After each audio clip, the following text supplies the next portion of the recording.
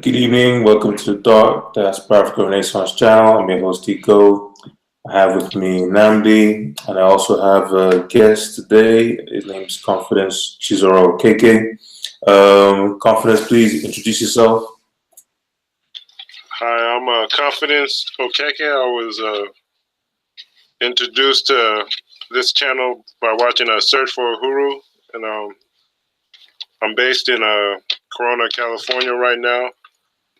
Basically training to be a professional athlete, but right now I'm in between jobs, but I also research on African issues, and I'm trying to get involved in politics, business, and just all around development. Interesting. Thank you. Okay. Sorry, go on. Yeah, so my name is Namdi. I'm based in London, England. I'm a healthcare professional, but I specialize in health informatics. So the deployment and implementation of softwares in the healthcare industry. And I'm also a Pan-Africanist and a researcher and someone who's particularly interested in issues concerning Africa. Okay, thank you, Namdi. And I guess for those who want to know a bit about me as well, Igho Otubo. I work in compliance in the pharmaceutical industry, but I have a background in pharmaceutical science and also neuroscience. I'm an avid follower of history and Pan-Africanism from a different perspective, and trying to put a solution of Pan-Africanism, and hence this show. So I'm trying to reach out. We're trying to reach out to comrades and other people with a similar interest and similar ambition across the pond, and trying to unify efforts from the diaspora all across the world and Africa to have a unified front. So thanks everyone for being here. Just as Confidence said, he saw the show where I featured on Search for Uhuru with Dennis Demir, and the topic was the fall of African Union and the rise of the Bantu Federation. So there was quite a lot of interest in that. We've been discussing it for a while, Namdi and I and some other people in the group. And also there were a lot of questions that were raised from the last show. So I thought it would be a good idea to invite Confidence onto the show, because after speaking to him privately, I also found out he had some ideas and some concepts that he's been pursuing. A lot of them were quite, groundbreaking and impressive. And I just thought it would be something that we could share with everyone and see where we can find similar points. So I'll start here. The ideas and the what you're pursuing or what your study is taking you into is more about autonomous communities. So I just wanted to ask what brought you or took you to into that research, why you were interested in it, and why do you see it as something that's more important now and pivotal in the search for Pan-Africanism? Basically, I stumbled onto autonomous communities from researching human rights laws in terms of being able to govern yourselves. And I found out this word autonomous was used in several human rights documents. And I think that was a concession that the Nigerian government had to make, where it said, if you want to label yourselves as self-governing, you can govern yourselves and develop yourselves. And I think that the missing element to developing these communities, like we say, Pan-Africanism or Afrocentricity. But I think the future of Africa is, as we discussed before, the borders are dissolving, or they're really non-existent, and looking towards the future, it's going to be more grassroots governance and federations. So in a sense, that's what an autonomous community is. Like, for example, in Igbo land, we have autonomous communities are usually led by someone called the Eze, and there will be usually several families. For example, several families living on the land, and it's basically a small federation.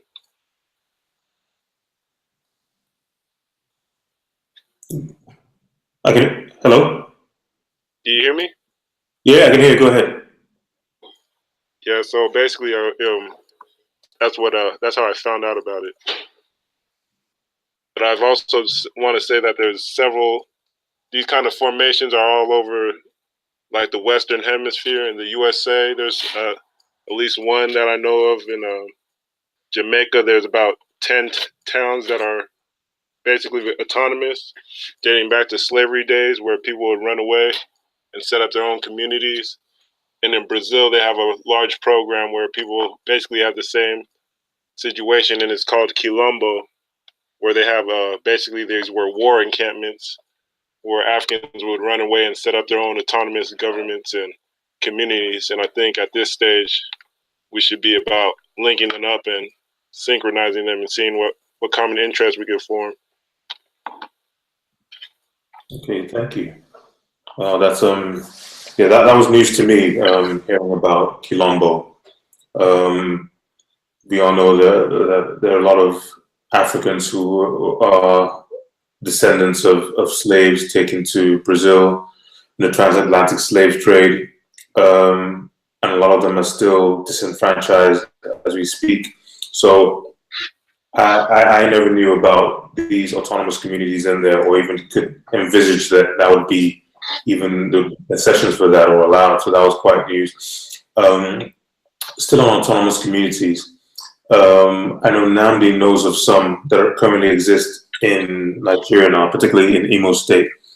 Do you want to just tell the viewers any the specificities of those communities, why they came about, and what the state of them is today?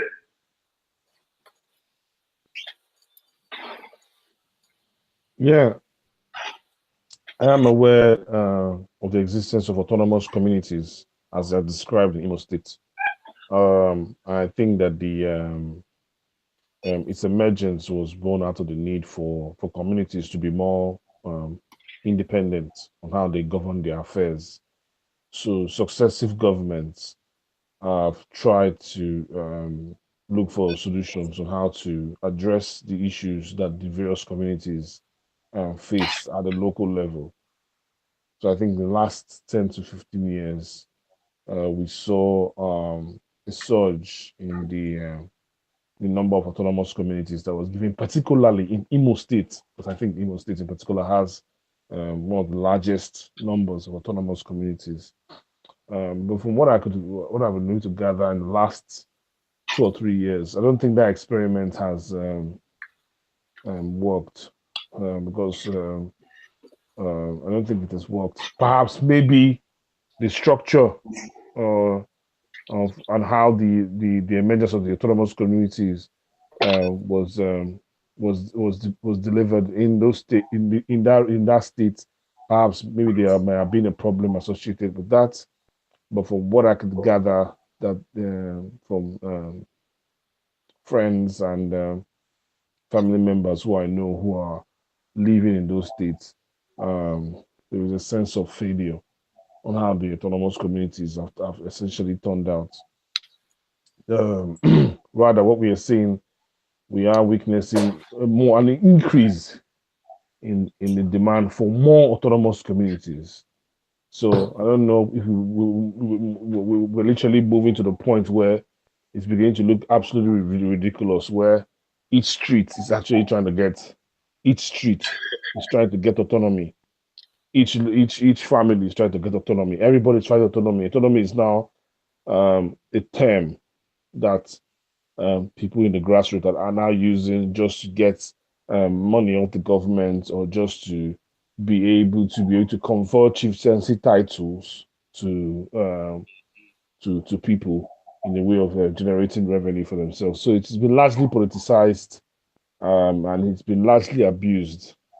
So I think after the failures of this autonomous experiment in Imo State, I don't think a lot of states in the southeast or in Igbo land have actually taken up the introduction of autonomous communities. So yeah. Okay. But on the other hand, self-governance is something that everyone is trying to encourage. I mean, governments and people and organizations and the African Union and every other type of political or human rights body is trying to encourage. So perhaps it might just be the intentions behind seeking it are wrong, or the structure behind it, as you said, too, are wrong. But on the face of it, I don't think it's necessarily a bad thing. But then moving to now Bantu Federation. This is a concept that I think is born or has some detail aligned to autonomous communities or feeding into a super state, which is Africa. Haven't we existed like this before? Before the advent of colonialism, before the advent of slavery, weren't communities autonomous and still African at the same time? So isn't this just trying to return to the way things were, to correct the injustice or the malformations that we now face? So shouldn't it be something that we should strive to achieve and applaud? Because I know there's a lot of objections and disapproval of the whole concept by some. But then if we look at the proliferation over time from when we were free from independence, the trend tends to show that we are moving towards these autonomous communities widespread across the continent. So are we not just debating something that's inevitable? Yeah, I think what Namdi said is what I suspected, because I wasn't able to get a lot of information about it. Like, I just found out about it a couple months ago from my own research, but my parents never told me about it, anything about it. But it turns out I think both of my parents come from communities that are labeled autonomous. But basically, what autonomous means is I think it's a Latin word meaning self-managing or self-naming. Like, you name your own positions. Like, and that's what all Africans already do, where they'll name a leader of their village or their household, and then they'll create a council. So I think what they did in Nigeria was they said, we'll give you this label, autonomous, and we'll give you some funds from the Nigerian state government. But there's no coordinated plan of reaching out to different, like a Pan-African, there's no Pan-African agenda behind it of creating a global network. So they basically half-assed it, basically. I think that on that point is a very key one. There's no Pan-African global agenda. The African Union, up until recently, I think, haven't even put anything out alluding to anything like this. So it's been on a country by country basis. I know South Africa have autonomous communities. They even have landlocked countries or nations within nations. So that itself shows that they have a history on understanding of autonomous communities. But do you think in, say, the kind of body we have now, ECOWAS, which is a West African group of states with existing countries still within it, do you think in time, when these countries get subsumed into regional bodies, would that stop the proliferation of autonomous communities, or it would just become something that's just going to be regional? So we just have a block West, block East, block North, block South bodies. Well, let me answer that question. I think that's the trajectory we are going. I believe that that's the trajectory. I believe that this Bantu Federation concept is a laudable concept where each of the existing ethnic groups within Africa would be largely autonomous, and they will be interlinked with the African, the continental body called, at the continental level. But I think if you look at the current trajectory, if you look at the plan, the overall plan, I don't know if you've taken the time to look at the African Union's plan. I think it's called Agenda 2063. It clearly lays out what the plan is to get Africa to where it needs to be by 2063. And essentially, what that plan means in summary is the mergers of different nation states at the regional level. So we're beginning in West Africa or in other parts or other regions on the continent, we're beginning to see the emergence of that. So there's this talk of having an East African Federation in East Africa, so essentially just having a merger of all the nation states in East Africa to become a giant super state or a federation. We're equally seeing the same thing in West Africa. We now have a common travel document called the ECOWAS passport, where any citizen that is from West Africa can travel to any of the 15 or 16 member states without visa restrictions. Okay, there is this talk of introducing a currency by 2020 so that that can help boost trade.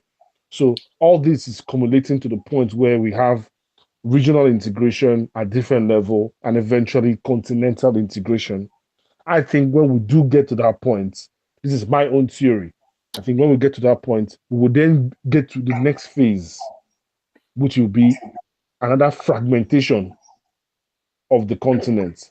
And that fragmentation will be a fragmentation that different regions or different ethnic groups residing in those regions will then agree on how that fragmentation will take place. Because I think if we skip that, I think if we skip this phase, if we skip that phase and move straight to having autonomous regions, autonomous communities across the continent, I think it could put the continent in jeopardy and create a lot of tension because from the way the continent was structured right after the Berlin conference, it's been structured in such a way to suit the European powers.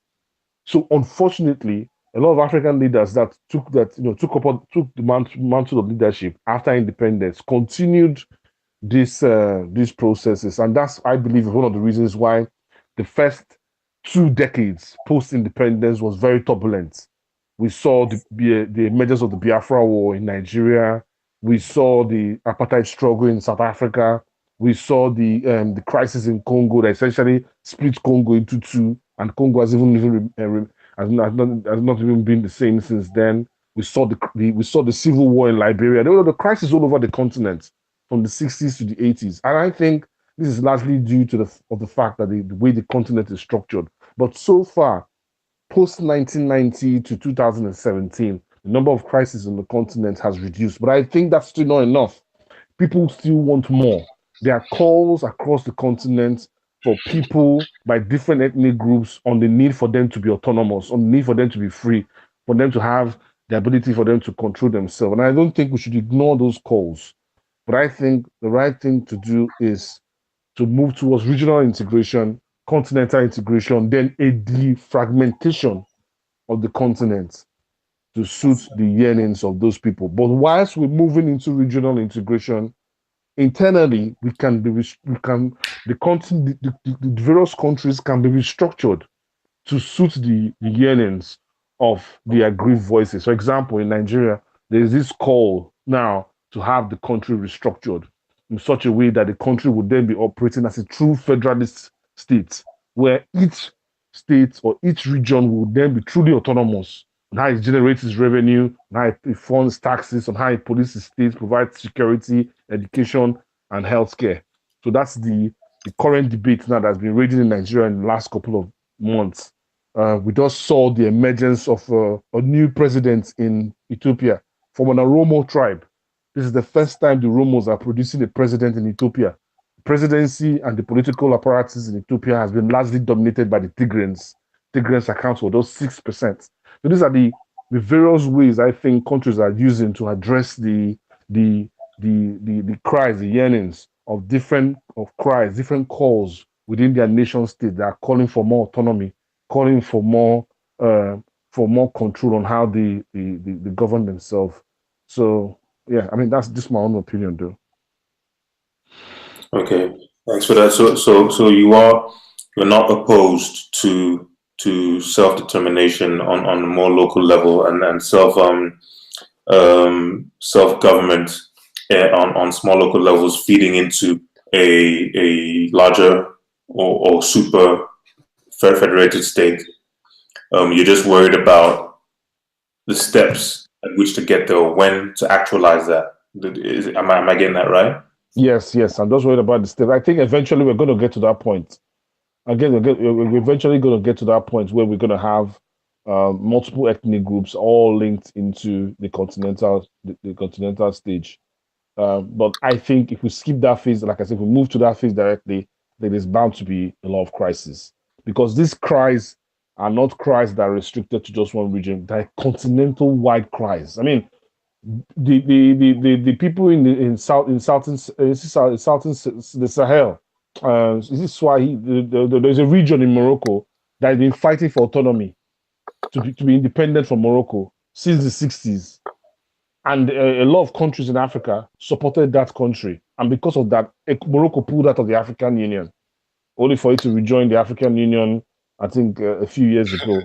So this calls for autonomy, it calls for control, calls for control of resources. It's continental. It's across the continent. It's everywhere you go. People are clamoring for control. I don't think those voices should be ignored.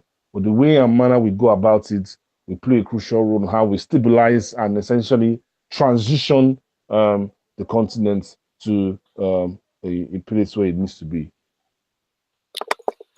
Okay.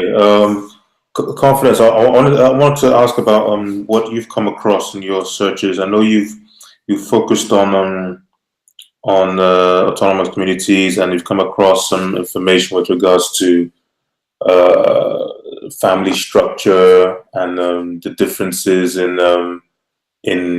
cultures and ethnicities and how they could feed into this. I mean, what do you think about uh, when we can actualize this and what the hurdles might be so far?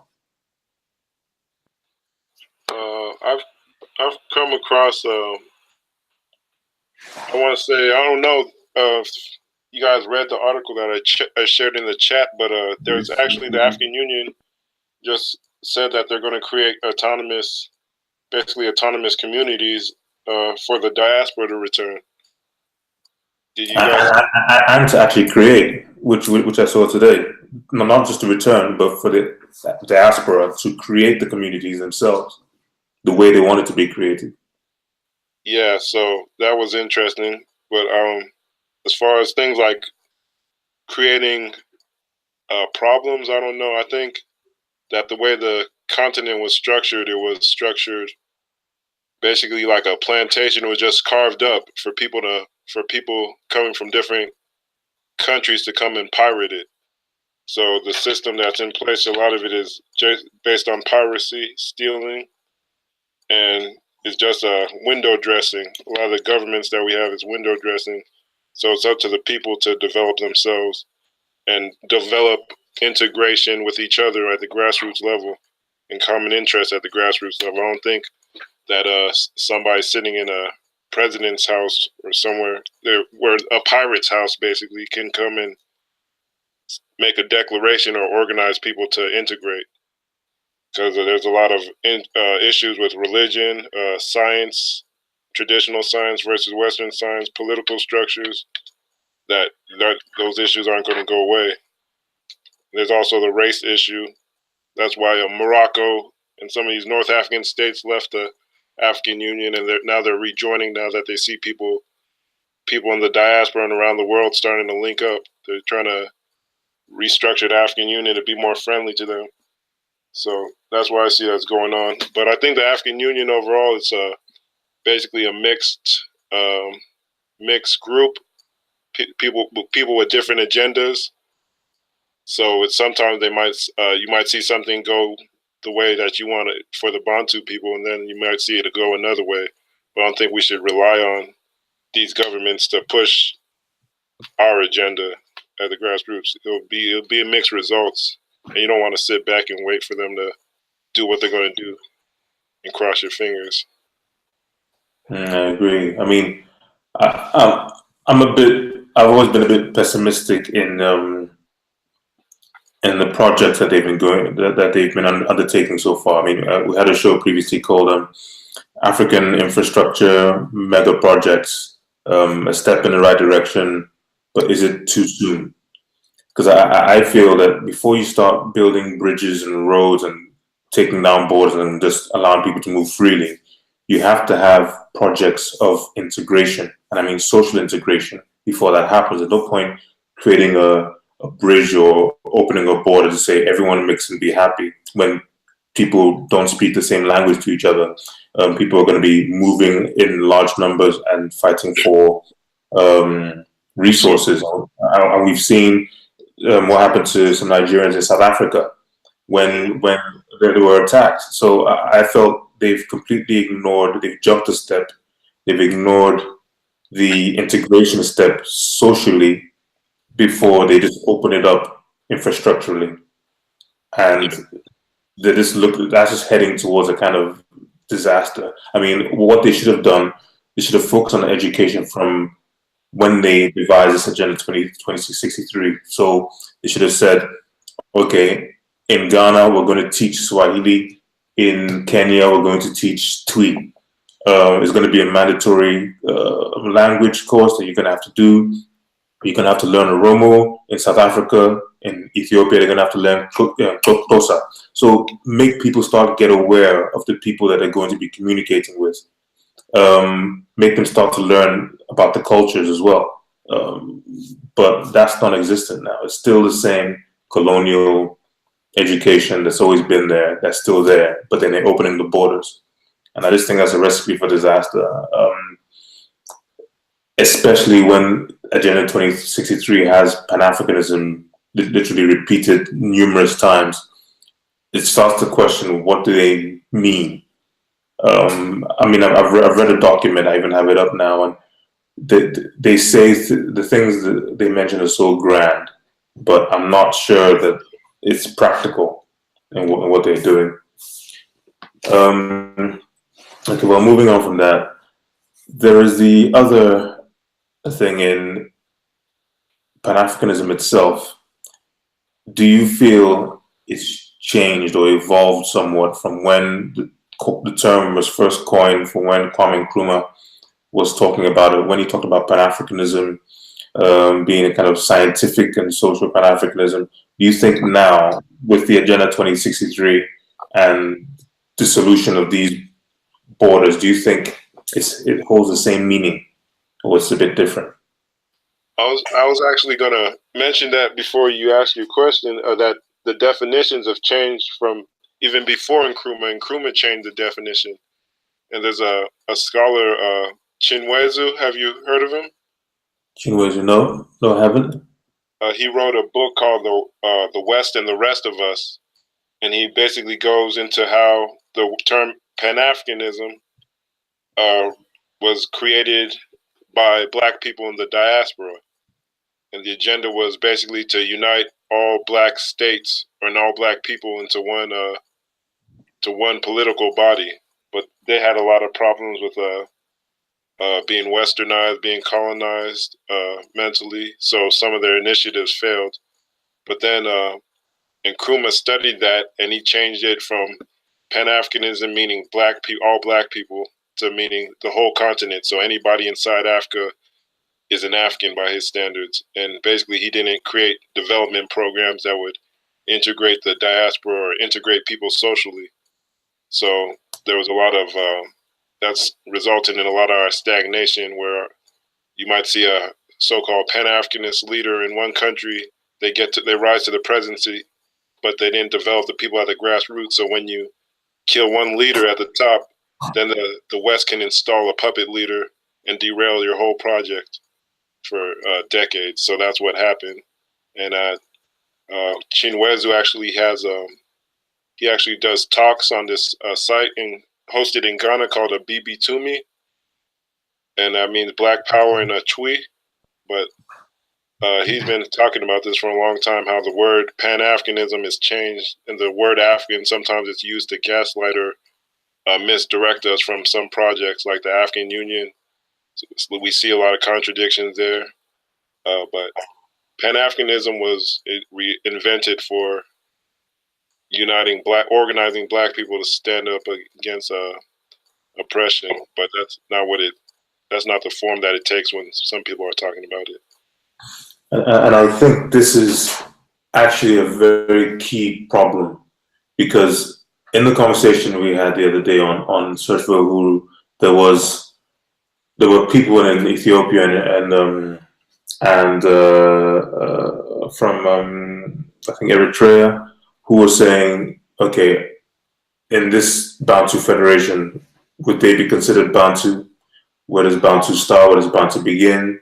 I mean, there's some loose parts of the borders of where it starts, which is pretty much just sub-Saharan Africa in a generality of saying.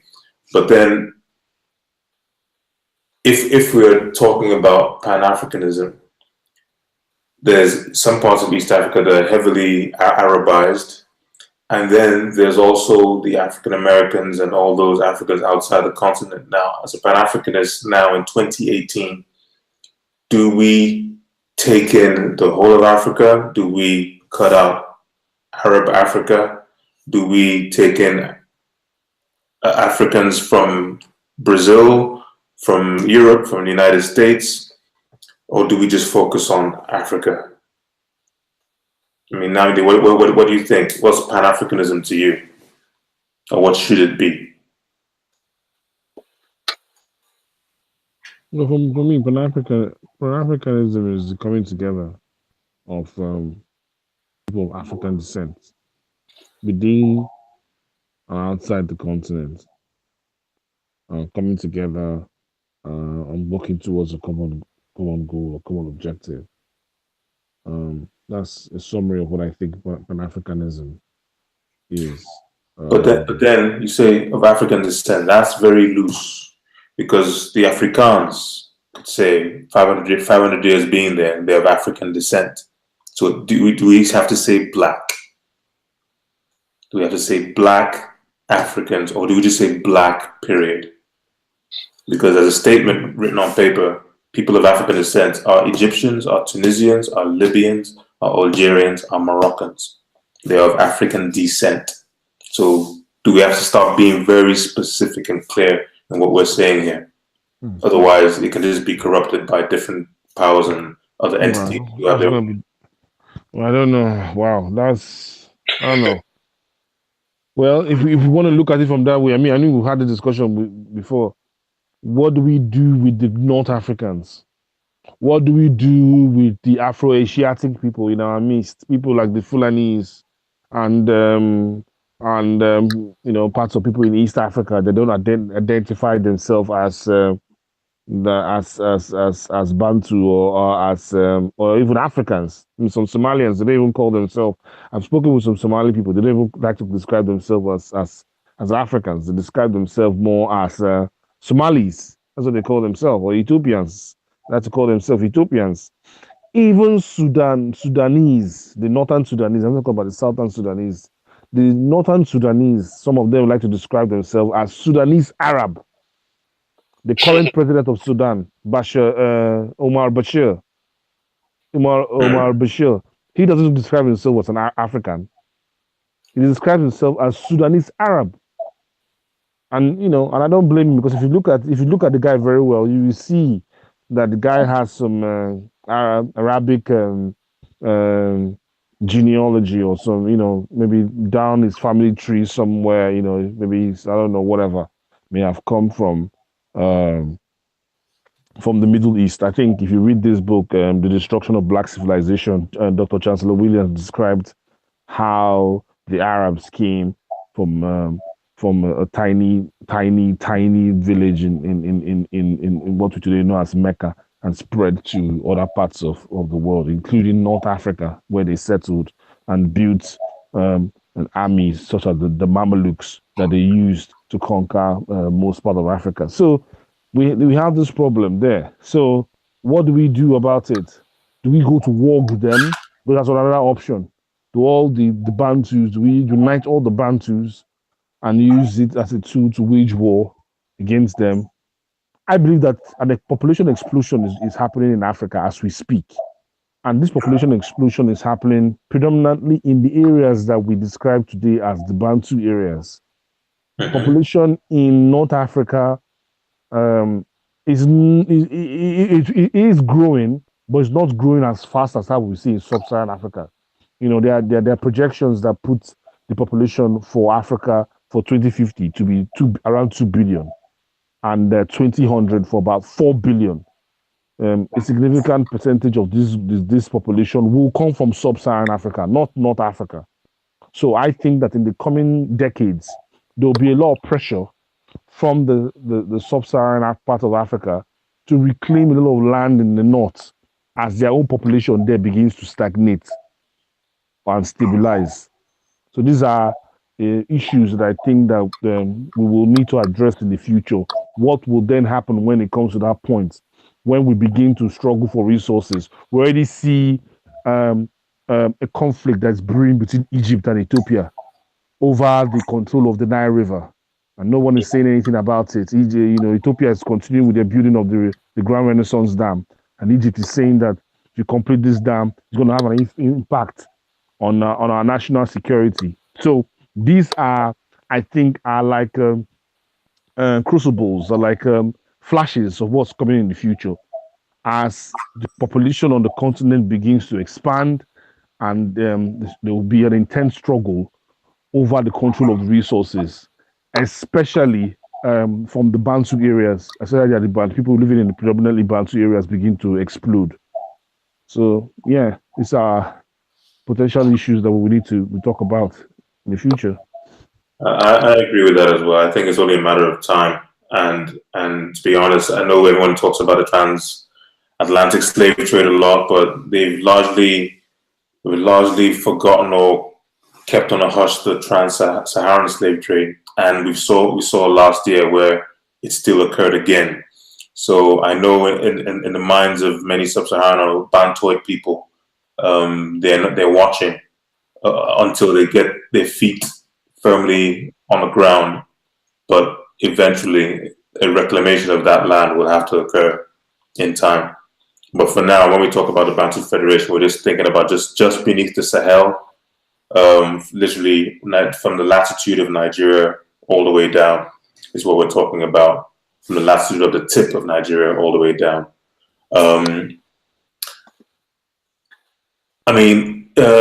Confidence. Do you? What would be a perfect scenario for you when we talk about Bantu Federation or Pan Africanism or both merging together? What would be a perfect scenario, all things being well, looking into the future? I'm thinking.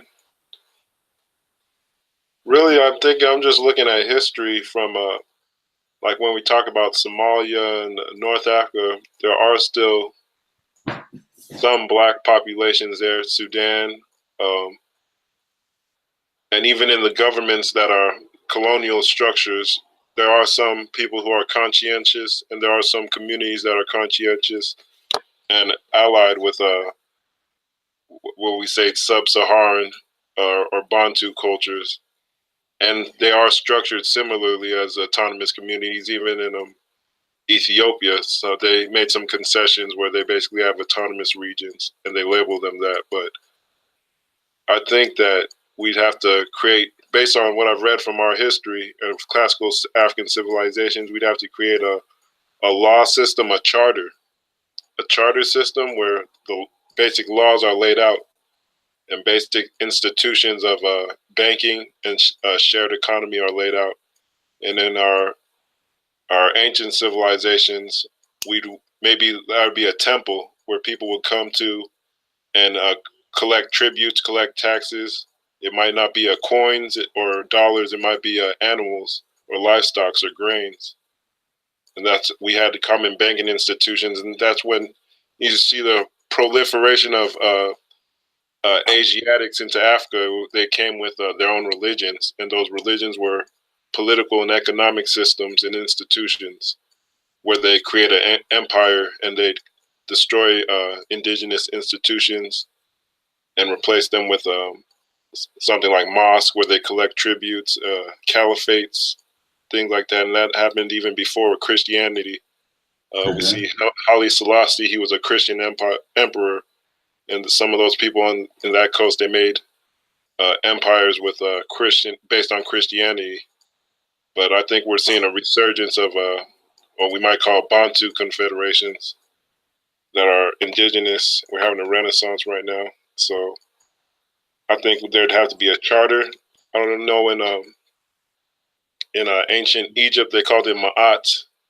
And in the Bassa, in the Bantu in Cameroon, they call it Imbog.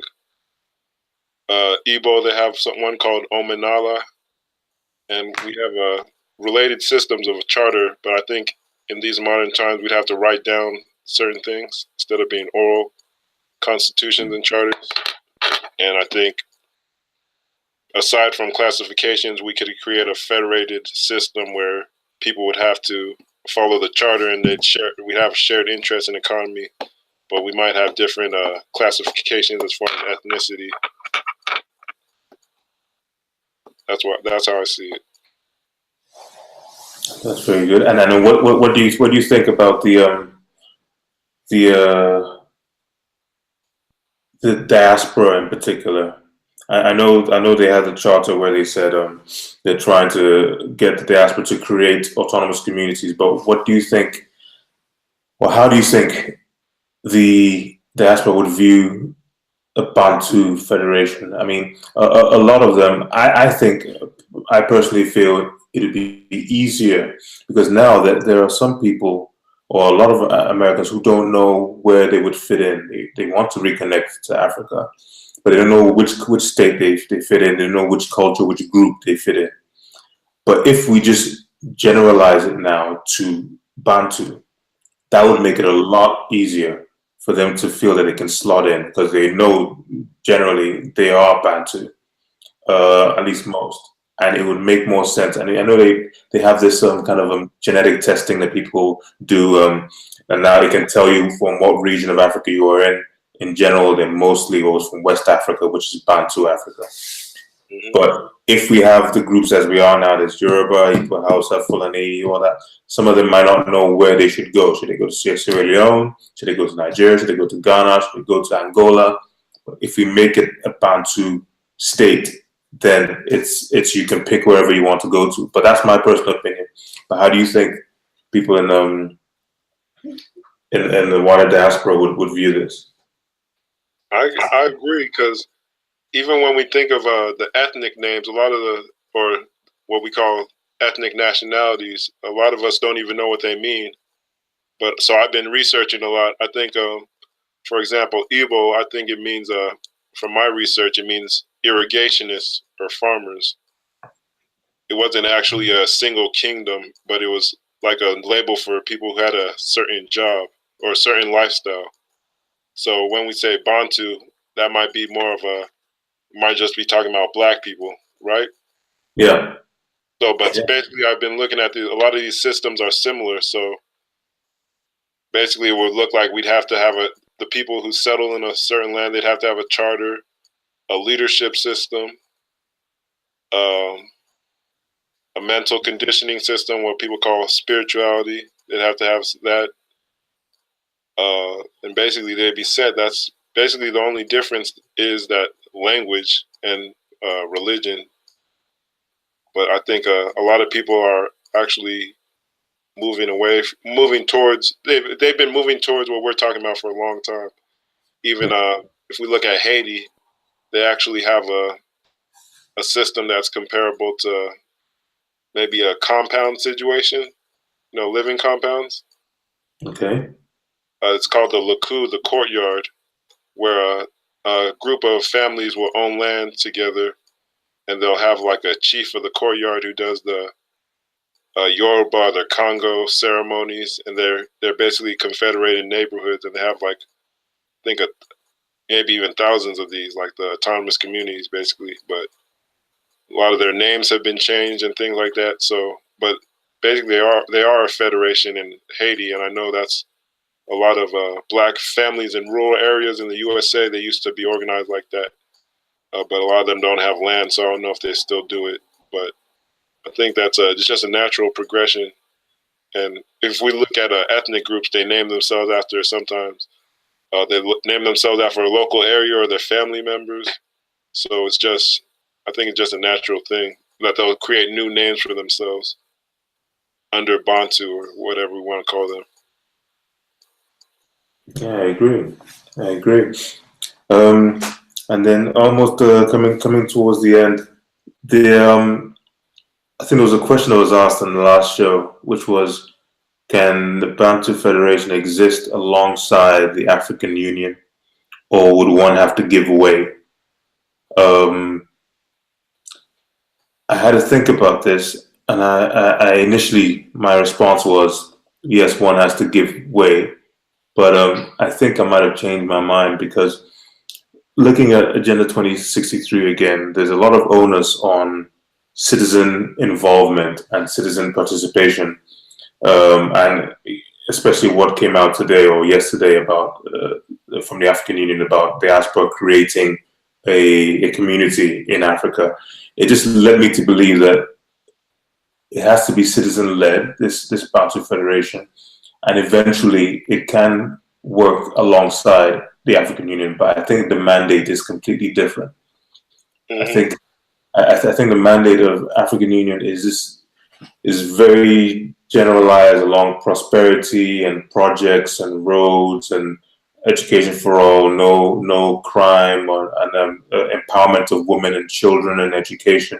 It's along those lines. Those things are very heavy in their agenda. But about the movement to ethnic unification and ideological unification is not really on their list or even top of their list. And I think that has to be driven by the civic society more so. So I think it can work alongside, but I don't know, Namdi, what do you think? Having a Bantu Federation alongside the African Union, what do you think? I think it can exist. I think it can exist. I mean, in the first case, what fuels ethnic rivalry, ethnic conflict? What fuels them? The simple answer to that is fight for resources. It's fight for resources. It's the fight for resources that fuels ethnic conflict, ethnic and religious conflict that we see across the continent. And almost all the ethnic groups involved in this conflict are looking at other ones with suspicion and are trying to have all the cake for themselves and keep others outside. That's what we see in Ethiopia. The Tigrans just want to take control of all the key parastatals in Ethiopia and keep the rumors out. We see it in Nigeria, where the North, predominantly Hausa Fulani, want to control all the resources and keep the South, like the more industrialized and more educated South, at a disadvantage. We see it in Sierra Leone. We see it in Guinea. We see it across the continent. So the things that fuel ethnic rivalry, ethnic conflict, religious conflict on the continent is the fight for resources. So for the fact that the African Union has a prosperity-driven agenda, I believe once this prosperity agenda begins to yield positive fruits, to go a long way in stabilizing the continent and reducing the conflicts that we see on the continent. Opening up the continent, allowing member states to trade, I think that also will go a long way reducing the conflicts or the tensions around the continent, because the way the continent is now, we are all like it's as if we are in a box. Okay, and I know you talked about infrastructure. You said the infrastructure to support integration, continental and regional integration, is really literally non-existent. And I agree with you. It's literally non-existent, but we have to start from somewhere. It's been over 50 years since most African countries got independence, and we still do not have the infrastructure. Okay? So we need something that can galvanize us to begin to provide the infrastructure. Because if we are waiting to have the infrastructure, we will continue to wait for another 50 years. And I don't think that time will come. We need something that will galvanize us, to push us. It's okay. We've opened up the borders. Now you have to create the roads. Okay, well, I don't have a choice. Create the roads now. You have to create the roads. So we now see, in the case of West Africa, we now see for the first time a road all the way from Lagos to Accra has been opened. It's not exactly perfect, but this is something that was literally non-existent before.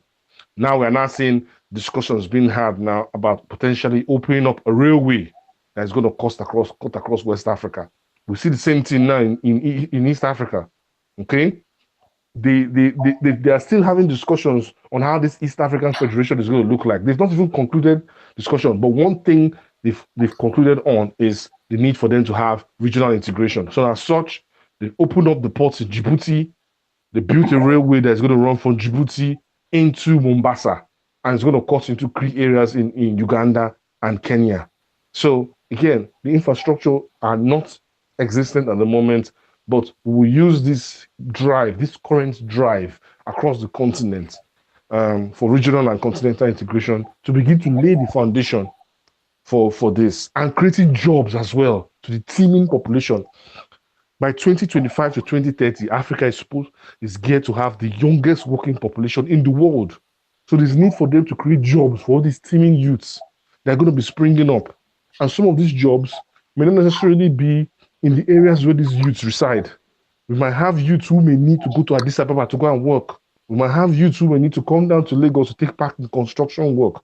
So opening up again the continent will play a crucial role in dousing the tensions that may arise in the coming years. So I think we have to be very strategic and smart on how we curb this, because the kind of explosion Africa is geared to have is unprecedented. I'm not sure people have even thought about it. I think the government is still in denial of what is going to hit us in the next 20, 30 years. Africa is literally going to explode and become almost at par with Asia. That's going to be staggering. So again, there's need for us to prepare for this incoming population explosion, providing jobs, laying the grass, providing infrastructure, and then reducing the tensions that exist within the ethnic group. So back to your question, I think here, Bantu Federation can exist side by side with the African Union. Okay, thanks for that. I agree. You know, I had to review my thoughts on that, but I agree it can exist side by side. So it has to be a civic-centered or civic-driven organization, but with just as big a mandate or bigger responsibility to create and that facet of the whole union. East African Federation, just so people, in case those who don't know about it, comprises of Burundi, Kenya, Rwanda, South Sudan, Tanzania, and Uganda. It's still in the works, still in the making, but it's set to subsume those 6 countries into one federation. So this again is going according to what I'm projecting. With that happening, and then the other ECOWAS as well happening on the other side, and then with SADC in South Africa, eventually it's going to become one federation with only the smaller devolved powers in the units along ethnic nation states who can now function and feed into the super state. But we have to start now, and we have to start integrating communication and understanding of cultures, languages, and even fostering the creation of a new language right now. That's another thing I was going to speak to you about, confidence in languages. Now, you've done some research on that. Could you just tell us briefly what you found along the lines of language? Oh man, there's a lot. Like, it's where do you start out? Language is like you posted a article about language. It said, "How to good quote: language is a tool of cultural transmission." And what you'd see is in ancient times, you'd see a lot of people, a lot of governments governments and empires taking other people's language to control their culture and to control their customs. Because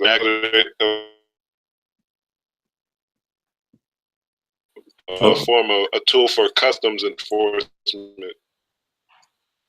So I think as far as facilitating a new language, I don't know. I don't think I have some doubts about these ECOWAS and East African federations and things like that. Because those are just regions. Those aren't people. There's, for example, in Zambia, when I think they had a disposed president a year ago, or a year or two ago, and when they had an interim president, the president was a European man. So would he be part of the? The vice president was an interim president for a few months, I think. Yeah, Guy Scott. So a lot of these governments, they're not African in terms of African descent. It's just people who exist on the continent. So a lot of these projects are just to facilitate these capitalists doing business across state lines. It's not really a grassroots development or agenda for as far as racial Africans. So I think people would be making a big mistake to rely on the African Union to have these grand racial programs for them. And these presidents, that's not in their mandate. They don't even talk about race. Yeah. When they talk about Africa, they're talking about the land, and their job is to develop the land for any capitalist or to do business on it. That's what I've always been saying. There's no integration agenda, true integration agenda. It's just about, okay, you need to do business here. What do you need? We need you to have good roads leading to this country and that country so we can move our goods. Fine, we'll do that. They're not doing it with our people in mind. They're doing it with foreign business in mind, which has always been my problem. Because you're going to get to a point when people start moving, there's going to be chaos, there's going to be conflict, because they haven't taken the time to understand each other. And then what's going to happen? They're going to fight for resources, as Nambi said. Eventually, they'll fight for resources. And how better would it be if, when you get to a point where you might want to fight for resources, you understand the person, you can speak the same language as the person, and then you see them as your brother. But now you might just see someone just as foreign as a Chinese person because you don't even understand them. So I'm just quite disappointed in that. As you said, the African Union is not concerned with that. We have to push that agenda and really put it to them. I mean, I've sent a couple of emails and tried calling. I've got no response from the African Union. They have a diaspora department. But I'm going to keep trying, but I haven't gotten any response so far. We just have to keep at it, because I just feel like we're sleepwalking into a time bomb. I know Namdi said it was 20 to 30 years. It could even be sooner. It could even be sooner. The population explosion we're talking about could even be a whole lot sooner. Okay. All right. I think I'll just give it to last words. Agenda 2063. We're in 2018, so that's about 40 something years from now. 45 years from now. So most of us are still going to be alive, hopefully. At this current trajectory, do you think we're going to make it to see BANTU Federation? I would think a federation wouldn't necessarily be the whole sub-Saharan Africa to start out with. I don't think that would be. Yeah, I think it'd start with one community or family, and there'd be like a registry, like the United Nations has, where they have communities or states or nations, nation states, land-based nations and communities, right? Yeah. They have them under the registrar, and then they might have stateless nations. So in the Bantu Federation's case, that might be a family here or there in the diaspora somewhere that they're applying for land or something, And so maybe one people on the list have land and they'll share with them, or they have jobs that need to be done and they'll share with them. And there'll be a technician's bank or a doctor's bank, that kind of thing. I don't think it would be the whole sub-Saharan Africa at one time, but I think we have to start somewhere. And maybe even the diaspora, they might be able to lead it, like places like Haiti or Brazil, where they already have a federation. They have some federations already developed. So that's why I was bringing it up in the first place. I don't think it would be giant states being incorporated at one time. I think it's something you have to do at grassroots level, and it would take time. But you never know. It depends on how fast we develop educational materials, like propaganda materials, things like of that nature. To start getting into the mindset of people thinking that way. Yeah. I do think it'll start gradually with smaller independent states or autonomous states, and then seeing the success of that, some would start to merge and form alliances or treaties with others and start to grow that way. Or at the same time, if we wash it into the brains of people, they might be able to take it up quite quickly, which is what we're trying to do. I mean, I have to say I'm quite surprised at the criteria to be able to form a nation. I watched a documentary the other day where this very wealthy guy bought an oil rig off the coast of Scotland, I think, where he was able to register it as a state. An oil rig just for himself, like his home. He flies there by helicopter, but it's registered as a principality.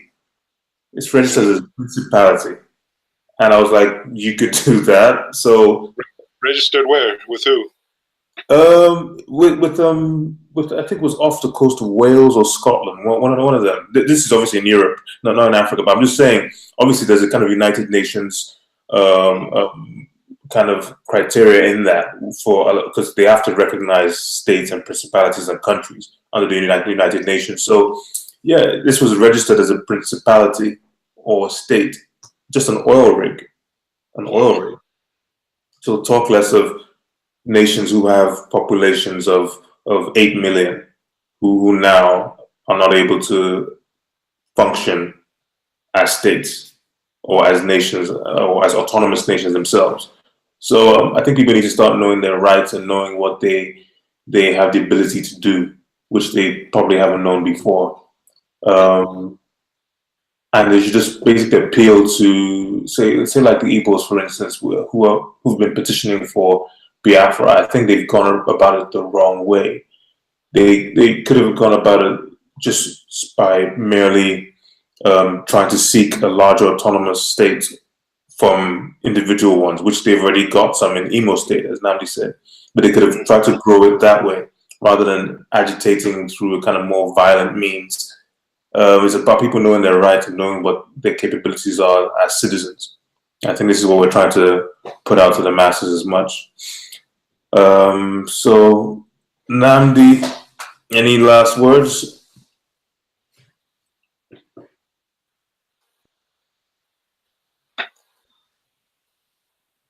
Hello, Namdi. I think land is going to be an issue for us to look out for in the future. Land is going to be an important factor, and we're already seeing it already in different areas on the continent emerging. Land is becoming an increasingly sensitive issue, and the vast areas of Africa that are still largely unoccupied.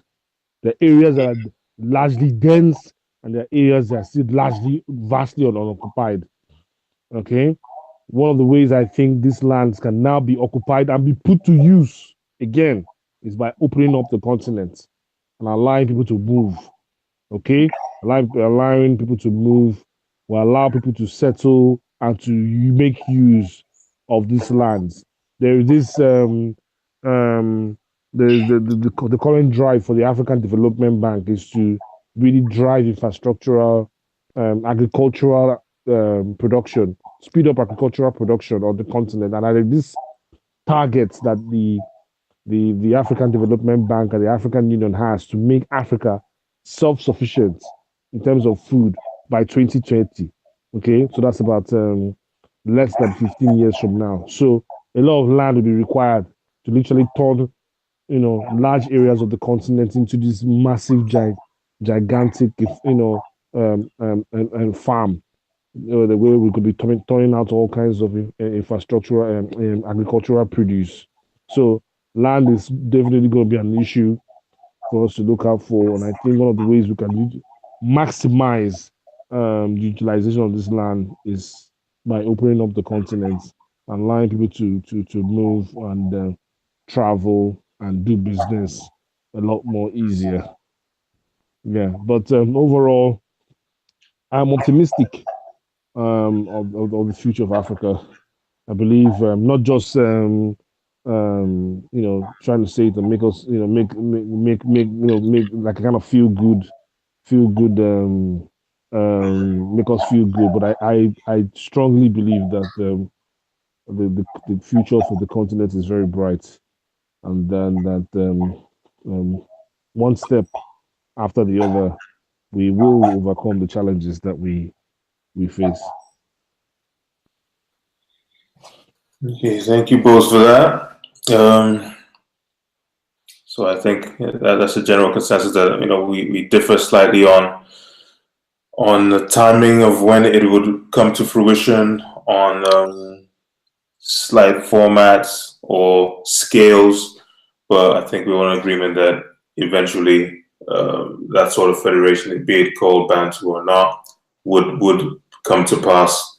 We're on the march to it, but the African Union is not going to be the one to take us there. We're going to have to create platforms to get the news out there, to get the word out there, to get into the public discussion, public domain. So we start to devise how this looks like, and as Confident said, he's already working on different white papers as well, and how this looks like on a smaller level, a smaller scale. So we'll keep in touch on that. And we'll keep watching, and I'll keep my part up. I'll keep contacting the African Union, and hopefully they get to pick up. And if they get to see this, please respond.